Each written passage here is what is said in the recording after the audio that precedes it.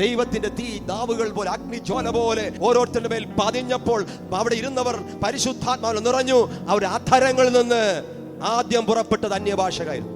ഇന്ന് കള്ള അന്യഭാഷകൾ പറഞ്ഞു നടക്കുന്നവരുണ്ട്, കള്ള പ്രവചനങ്ങൾ പറഞ്ഞു നടക്കുന്നവരുണ്ട്. ഇവരും ഉപയോഗിക്കുന്ന യേശുവിന്റെ നാമത്തെയാണ്. നമുക്ക് മനസ്സിലാക്കാൻ പറ്റുന്നില്ല കള്ളനോട്ട് ഏതാണെന്നും സത്യമായിട്ടുള്ളത് ഏതാണെന്നും മനസ്സിലാക്കാൻ പറ്റാതെ ആൾക്കാർ വഴിപിഴയ്ക്കുന്നു.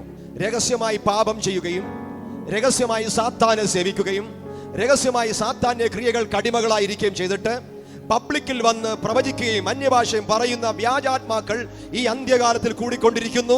കർത്താവ് പറഞ്ഞു, നിങ്ങൾക്ക് അവരുടെ ഫലത്താൽ തന്നെ തിരിച്ചറിയാം.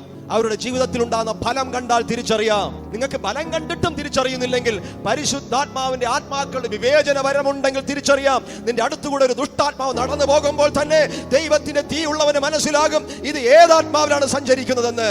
അന്ത്യകാലത്തിൽ ലക്ഷണം എന്തെന്ന് ചോദിച്ചപ്പോൾ യേശു കർത്താവ് ആവർത്തിച്ച് പറഞ്ഞത്, തുടക്കം മുതൽ ആവർത്തിച്ച് പറഞ്ഞ ഒരു കാര്യം, എന്റെ പേരെടുത്തുകൊണ്ട് എന്റെ നാമത്തിൽ കള്ളപ്രവാചകന്മാർ എഴുന്നേൽക്കും, അവർ അനേകരെ തെറ്റിക്കും.